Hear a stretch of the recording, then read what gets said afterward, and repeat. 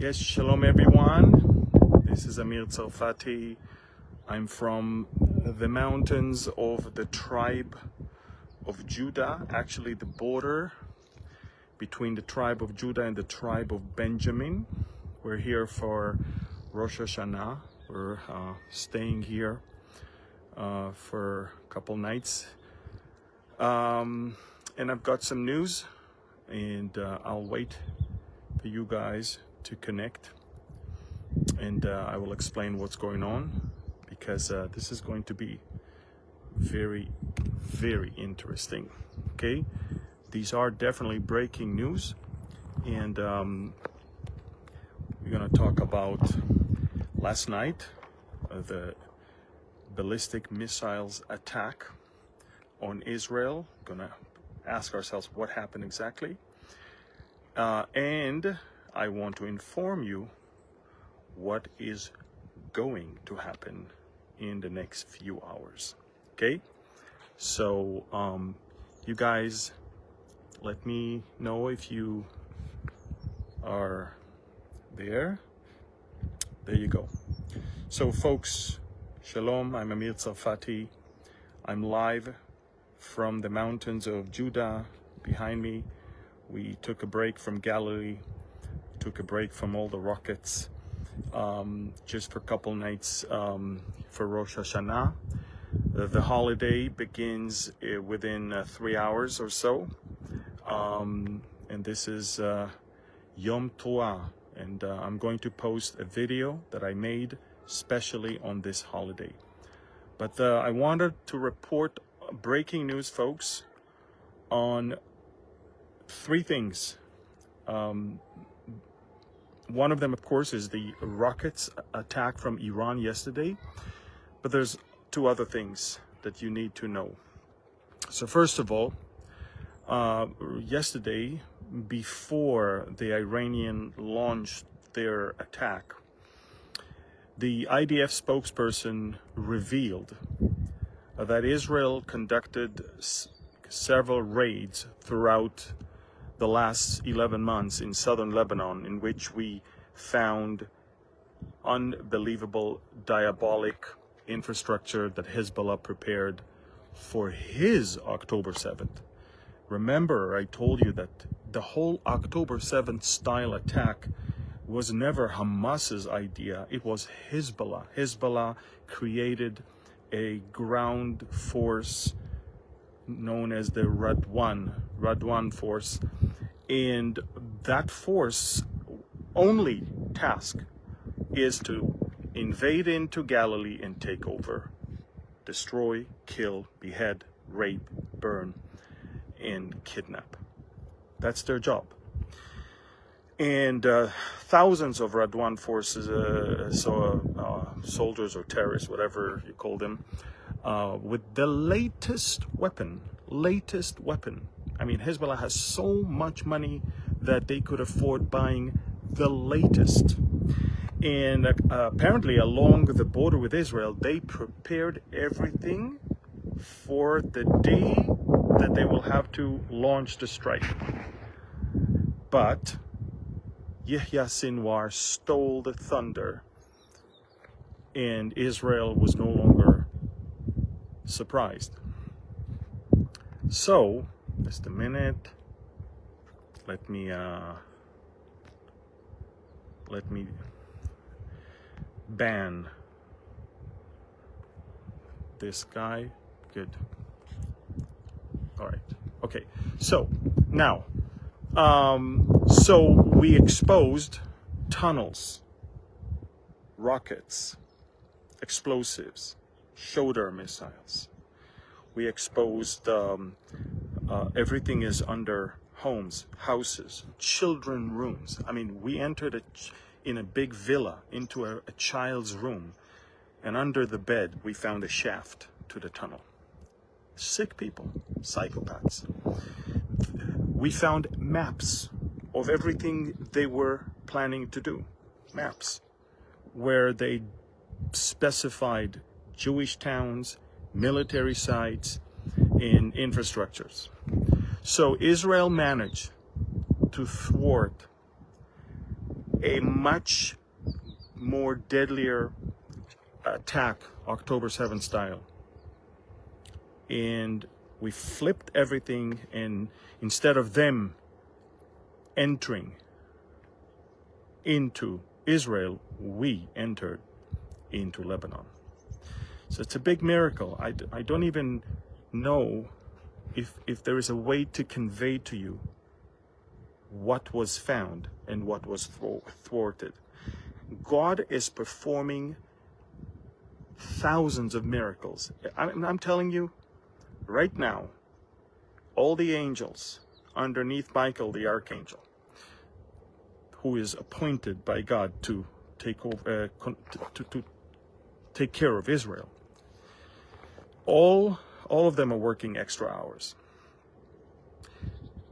Okay, now let's go to the ballistic missiles attack. Okay, 190 gigantic ballistic missiles were launched from Iran simultaneously from several bases in Isfahan, in Shiraz, in Tabriz, and others.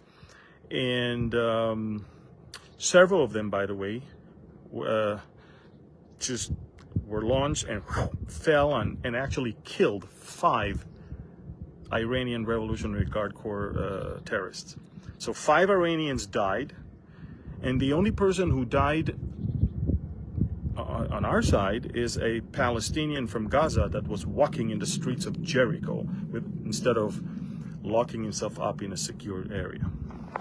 So folks, the largest ballistic missile attack in the history of planet Earth, and the only ballistic missile attack that was intercepted in the history of planet Earth, took place. There were some falls. All of them were in places where just damage to buildings and damage to some infrastructure, but nobody was hurt or killed.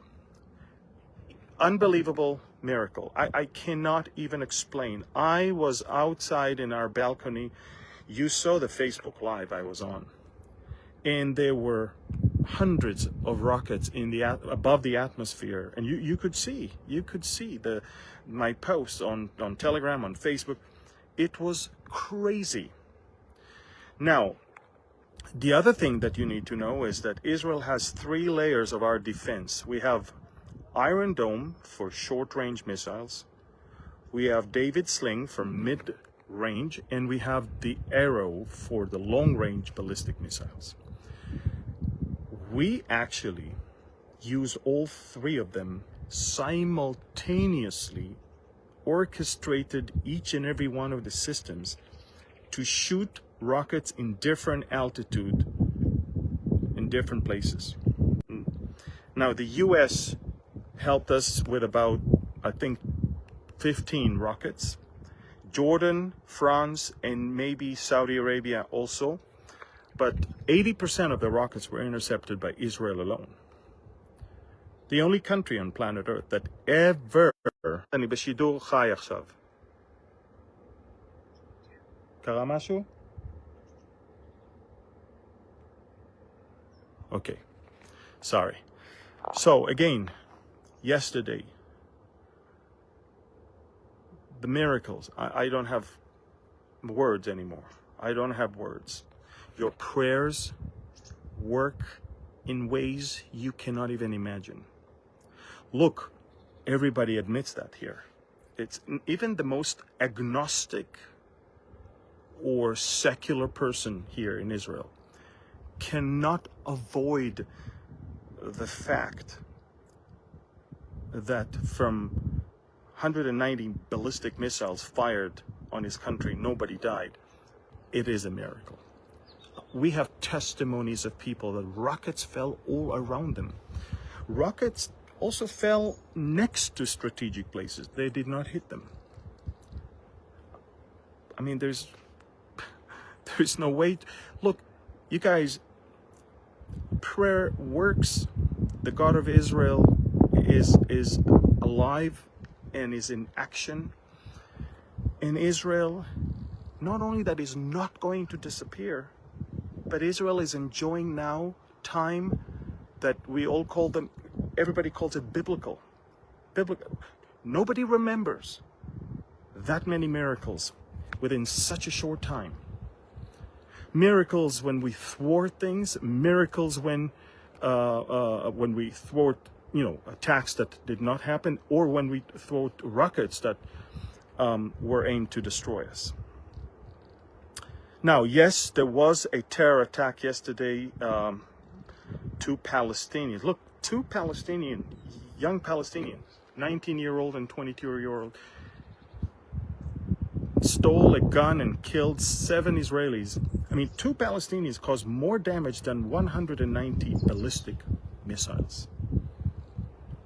I mean, that's our enemy right around the corner that we need to take care of, and that's what we're doing. But every hour there's about 50 alerts of some terror attacks that are kind of on the way, and we managed to thwart 95% of them. But this one, we didn't.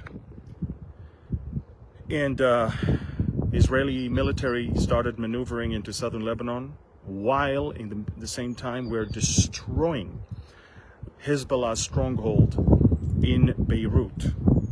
Building after building after building, every day they are receiving evacuation orders, and then 20 minutes, 30 minutes later, we destroy them. Now, we don't destroy buildings. We destroy weapon that is under the building. And the building is just a cover-up for, bad things that they store there, just so you understand. So I just want you to understand, folks, that we have 7 fronts that we are fighting in right now. Never ever in the history of Israel we were attacked from so many places. From Gaza, from the West Bank, from Syria, from Iraq, from Lebanon, from Iran, and from Yemen. And every one of them feels the strong hand of Israel. And they don't understand how we're still making it. Look, let's face it, the story of Israel is not a story of man-made things. It's not a story of human efforts. It's not a story of human success. It's a story of God's faithfulness. And you can try to call it a Zionist propaganda as much as you want. But yes, the one who chose Zion to be his place of habitation, he is the one. He's the one who brought us back to this land from the ashes of the Holocaust. He's the one that fights for us. He's the one that causes us to become a regional superpower. And I'm telling you, and now comes the most important part. Are you ready for this? In a few hours, Israel is about to launch an unprecedented strike on Iran's oil and gas infrastructure, as well as the Revolutionary Guard's military bases. Now, a lot of people are asking, how come Israel is not using this time to attack Iran's nuclear sites? Don't worry, it will come. We have to maneuver not only in the battlefield, but also in the diplomacy field. And we have to wait until we have enough collaboration with our allies to go after the nuclear sites. And for that, we need to wait for the US elections. And so I reckon that the nuclear sites will not get hit tonight, but Iran is going to be crippled economically. So it's going to be an interesting holiday here, but we're determined like never before. We're strong, we're resilient, we have patience, we have perseverance, endurance. And it's not because we're strong and so because we're good, it's because the God of Israel is in action and nobody here can deny it. We can't deny it. Even the most secular people are at all. We cannot deny it. I mean, even if you are a great believer in science and you attribute the Israeli success in thwarting rockets to Israeli brilliant minds of some scientists who developed the, still nobody can explain how come rockets are falling everywhere around people and not hit the people. Rockets are falling everywhere around strategic places, but they don't hit them. I'm not even talking about thwarted or intercepted rockets. I'm talking about rockets that already fell. So again, the magnitude of what we have exposed in southern Lebanon of what they were planning is phenomenal. And the magnitude of the strike last night is phenomenal. And yet, in both cases, Israel managed to stop the enemy from doing what it wanted to do. The Prime Minister is right now sitting in his Tel Aviv office with the head of the military, the head of the Mossad, the head of the Shin Bet, which is our FBI, and the defense minister as well. And they're crafting as we speak. They were already authorized by the cabinet last night to craft a package of targets that will be given to our military to execute in Iran. I want to tell you something. Iran is going to be very surprised. They made a big mistake yesterday. And you know what led them to fire those rockets? It's their Islamic pride. Islamic pride. They were so hurt that we managed to kill Haniyeh in Tehran. They were so hurt that we managed to, we are crippling their number one investment, which is Hezbollah, where they invested billions of dollars. They're so angry, frustrated, full of hatred, that they don't even think about their own future. They fell in a trap. They allowed their ego and pride and the will not to be ridiculed anymore. They allow that to dictate their moves. And pay time is coming. And I'm not sure the Iranian regime is going to like it. By the way, I'm not sure the rest of the world is going to like it.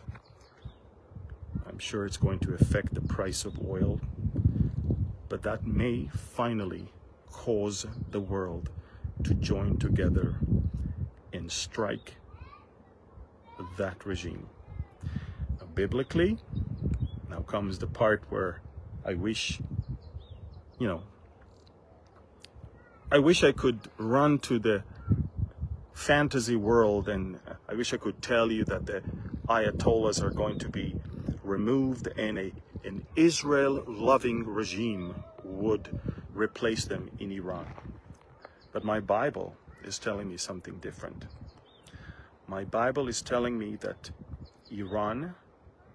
Persia will join another attack on Israel, but this time not as the main one, but as the one that is joining a coalition of other countries, which means that the will to destroy Israel is still there. And if it's still there, that means that we have not removed the Ayatollahs yet. There is no Israel-loving regime there. So we're going to cripple them very shortly, but I don't think we're going to topple them. And they're going to lick their wounds. They're going to see us victorious. They're going to see us having the upper hand. They will see that we have peace, safety, security, and prosperity.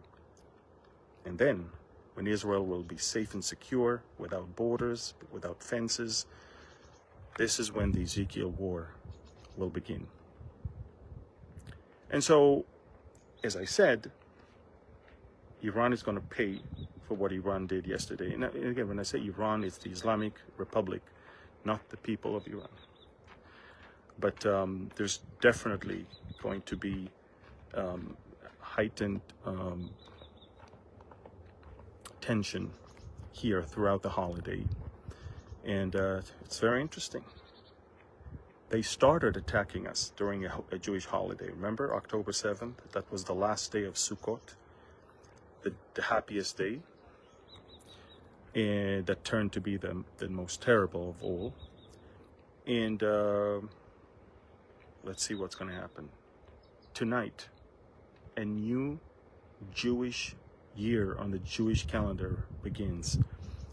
And everybody's prayer is that may the last year and its curses end, and the new year and its blessings will begin. So, you know, all I'm saying is everything shifted and flipped 15 days ago, and God is on the move. It's not an easy route. We are going to have pretty interesting exchange of punches between us and Hezbollah, us and Hamas, us and Iran. But finally, those two demons around us are crippled, and finally we are actually confronting the head of the snake, the head of the octopus, Iran itself. So again, for those of you who just joined us, yesterday was the largest ballistic missile attack in the history of planet Earth, and the first one in the history of planet Earth to be almost completely intercepted by any country. But yesterday also marked a new level in miracles that were performed here. Look, I'm sure there's angels everywhere right now. I mean,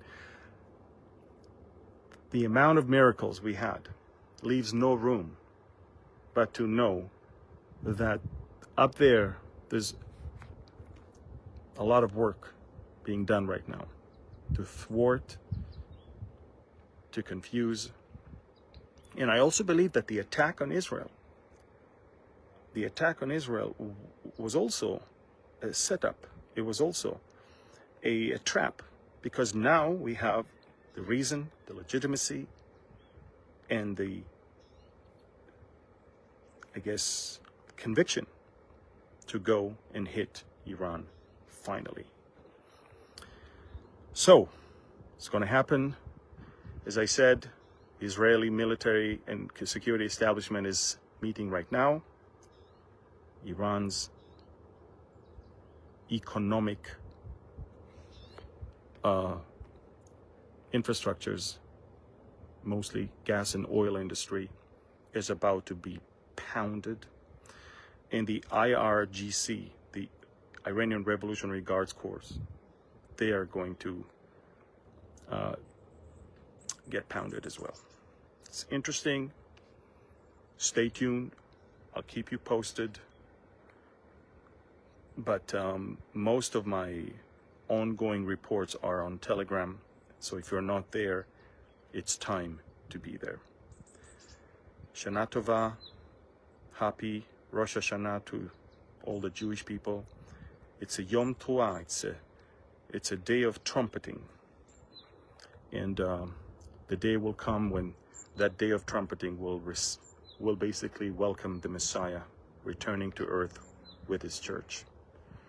So until then, God bless you, shalom, and follow me on Telegram.